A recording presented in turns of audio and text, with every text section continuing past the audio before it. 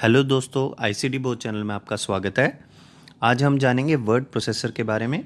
इस दूसरी वीडियो में हम वर्ड प्रोसेसर में एडिटिंग किस तरह से करते हैं ये जानेंगे। एडिटिंग के लिए बेसिकली हमने 3 पार्ट्स बनाए हैं, पार्ट 2, पार्ट 3, पार्ट 4। इन तीनों पार्ट्स में से पहले पार्ट में हम जानेंगे कि कॉपी, पेस्ट, अंडू, रीडू आदि के क्या फंक्शंस होते हैं। सेकेंड पार्ट में एडवांस फीचर जैसे ग्रामेटिकल एरर, कुछ फ़ॉन्ट्स से रिलेटेड डाटा और बाकी सब चीज़ें हम जानेंगे। और थर्ड में इन्हें इम्प्लीमेंट कैसे करना है वो सीखेंगे हम। तो एडिटिंग से शुरुआत करते हैं। While you type you will check for the spelling, grammar, make changes, add और डिलीट टेक्स्ट और pictures. This process is called as editing. It is done using various tools like copy, paste, undo, redo, spelling, grammar check, etc.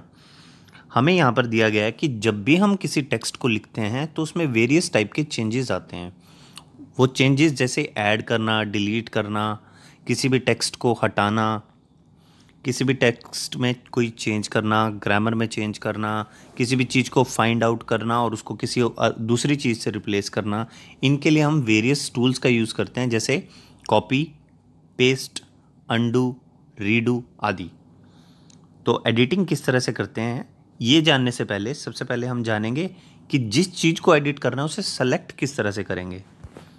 Select करने के लिए हमारे पास 2 तरीके आते हैं। सबसे पहले तो कीबोर्ड से सेलेक्ट करना, जिसमें हम सिर्फ कीबोर्ड का इस्तेमाल करते हैं, और दूसरा मेथड है माउस से सेलेक्ट करना। तो आइए जानते हैं कीबोर्ड से सिलेक्शन करने के कौन से तरीके हैं। सबसे पहले डिस्क्रिप्शन में आप देख रहे हैं to select one character to the right, keyboard shortcut. अब यहाँ पर ध्यान देने वाली बात क्या है, जब भी सिलेक्शन होता है तो मैं शिफ्ट की प्लस राइट एरो की दबा रहा हूँ राइट में कैरेक्टर को सेलेक्ट करने के लिए, लेकिन मुझे शिफ्ट की को छोड़ना नहीं है। मैं शिफ्ट की को प्रेस करे रखूँगा और राइट शॉर्टकट की को जितने कैरेक्टर्स मुझे सेलेक्ट करने हैं वहाँ तक दबाता रहूँगा। इसी तरह से लेफ़्ट में है, मैं पहले शिफ्ट की को दबाऊँगा और लेफ़्ट वाले एरो से लेफ़्ट की तरफ में जितने कैरेक्टर्स मुझे सेलेक्ट करने हैं वो सेलेक्ट कर सकता हूँ। मान लीजिए मुझे पूरी लाइन सेलेक्ट करनी है तो अप एंड डाउन एरो की का इस्तेमाल शिफ्ट के साथ होगा, और इसी तरह से अलग अलग शॉर्टकट्स आप आगे भी देख सकते हैं। अब टेक्स्ट को सेलेक्ट करने के लिए माउस का इस्तेमाल कैसे कर सकते हैं। माउस का इस्तेमाल हम लोग पहले भी पढ़ चुके हैं ड्रैग एंड ड्रॉप मेथड में, लेकिन यहाँ हम जानेंगे कि ड्रैगिंग मेथड से माउस के इस्तेमाल द्वारा हम किस तरह से टेक्स्ट को हाईलाइट या सेलेक्ट कर सकते हैं। सबसे पहले तो कर्सर को left of the first character that is to be selected उसके लेफ्ट में रखेंगे। जैसे कि मान लीजिए इस स्टेप 1 को ही मैं सेलेक्ट करना चाहता हूं तो मैं इसे एस से पहले प्लेस करूंगा। एस से पहले प्लेस करने के बाद मैं लेफ्ट क्लिक का माउस बटन दबाऊंगा और उसे होल्ड करके आगे की तरफ ड्रैग करूंगा। ड्रैग करते करते मान लीजिए मुझे कर्सर तक आना है तो मैं उसे आर तक लेकर आऊँगा और आर पर आने के बाद माउस बटन को रिलीज़ कर दूँगा। तो ये हमें जनरली जो ब्लू कलर होता है उसमें सेलेक्टेड टेक्स्ट को हाईलाइट करके दे देता है। अब किसी एक्शन को अंडू करने के लिए या रीडू करने के लिए क्या किया जाता है वो हम जानेंगे।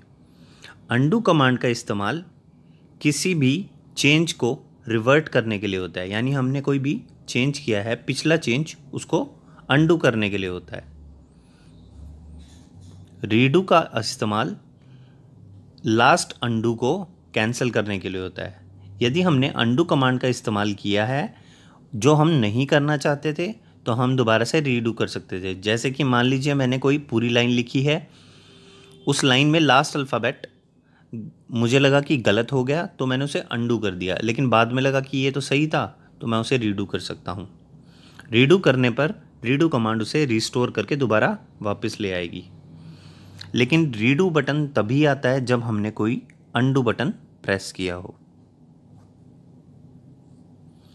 रिपीट एनी एक्शन, क्विक बार में दिए गए, क्विक एक्सेस टूल बार में दिए गए रिपीट में क्लिक करके हम किसी भी एक्शन को रिपीट कर सकते हैं। यहाँ पर कुछ शॉर्टकट भी दिए गए हैं, जैसे अंडू के लिए हम Ctrl+Z इस्तेमाल कर सकते हैं और रीडू के लिए हम Ctrl+Y इस्तेमाल कर सकते हैं। अब आती हैं कॉपी और पेस्ट कमांड। कॉपी और पेस्ट कमांड का इस्तेमाल करने के लिए एक यहाँ स्टेप्स की सीक्वेंस दी गई है। नाम से जैसे आप लोग समझ रहे होंगे, कॉपी का मतलब है कहीं से किसी डाटा को कॉपी करना और उसे पेस्ट करके दोबारा किसी और जगह पर उसे ले आना या उसकी डुप्लीकेट कॉपी क्रिएट करना। इसमें स्टेप 1 होता है select the text you wish to copy. हमने सबसे पहले माउस या कीबोर्ड की हेल्प से उस टेक्स्ट को सेलेक्ट किया जिसे हम कॉपी करना चाहते हैं, और उस कॉपी टेक्स्ट को Ctrl+C की हेल्प से हम कॉपी भी कर सकते हैं, या फिर क्लिप बोर्ड में दिए गए कॉपी बटन, जैसे कि यहाँ क्लिप बोर्ड में कॉपी, कट और पेस्ट के बटन आपको दिखाई दे रहे होंगे, वहाँ पर क्लिक करके भी कर सकते हैं। उसके बाद कर्सर को वहाँ ले जाइए जहाँ पर आप इस इमेज या टेक्स्ट को कॉपी करना चाहते हैं या इसकी डुप्लीकेट कॉपी बनाना चाहते हैं। उसके बाद क्लिप बोर्ड में जाकर हम पेस्ट के बटन पर क्लिक कर सकते हैं। पेस्ट के बटन पर क्लिक करने के बाद उस टेक्स्ट की या इमेज की एक कॉपी क्रिएट हो जाएगी। लेकिन यदि हम इसकी जगह कट का इस्तेमाल करते हैं तो वो टेक्स्ट या वो इमेज अपने ओरिजिनल स्थान से हटकर जहाँ पर हमने कर्सर को प्लेस किया है नए स्थान पर, वहाँ पर जाकर पेस्ट हो जाएगी। तो ये अंतर है कॉपी पेस्ट करने में और कट पेस्ट करने में। एक बार दोबारा से रिपीट करते हैं। कॉपी पेस्ट में तो एक डुप्लीकेट कॉपी क्रिएट होती है, लेकिन कट में ओरिजिनल जगह से डाटा उठकर नई जगह पर चला जाता है। जैसे हम लोग देख सकते हैं, कॉपी करने के लिए शॉर्टकट होता है Ctrl+C, पेस्ट के लिए Ctrl+V एंड कट के लिए Ctrl+X।